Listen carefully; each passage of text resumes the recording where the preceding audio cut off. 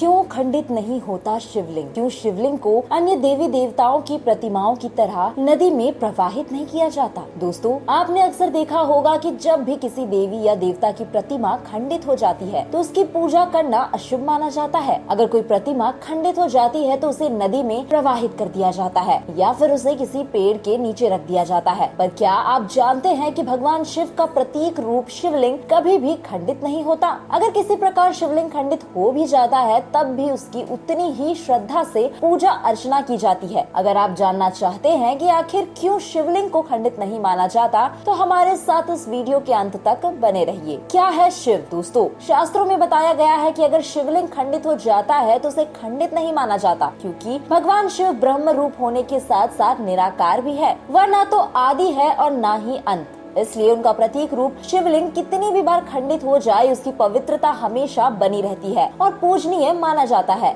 शिवलिंग किसी भी स्थान से टूट जाए उसे बदलने की परंपरा नहीं है। दोस्तों, भोलेनाथ का ना कोई रूप है ना कोई आकार, वे निराकार है। शिवलिंग भगवान शिव के निराकार रूप को ही माना जाता है, वहीं शिव मूर्ति को उनका साकार रूप माना जाता है। भगवान शिव को जिस मूर्ति या फिर चित्र में दर्शाया जाता है दरअसल यह केवल कल्पना मात्र है, क्योंकि उसका न कोई रूप और न ही कोई रंग है। वह हर जगह मौजूद है और हर इंसान में है। टूटा शिवलिंग क्यों माना जाता है पूजनीय?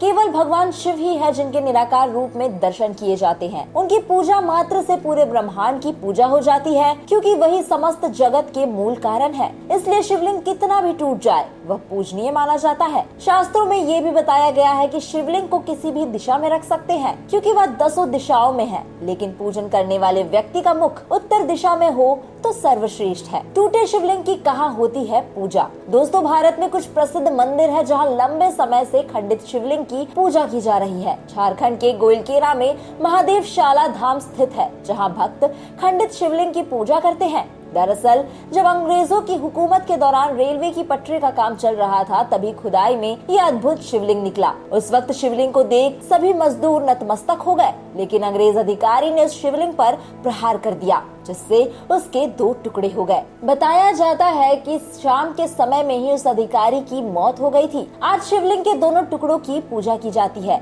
इस तरह झारखंड के देवघर जिले में स्थित बासुकीनाथ मंदिर स्थित है। यहाँ भी खंडित शिवलिंग की पूजा की जाती है। इसके पीछे एक बेहद रोचक कथा जुड़ी है। दरअसल एक कथा के दौरान एक ब्राह्मण ने भगवान शिव को शाप दे दिया कि आपके ऊपर वज्रपात गिरेगा। तभी इस शिवलिंग पर वज्रपात हो गया और शिवलिंग खंडित हो गया।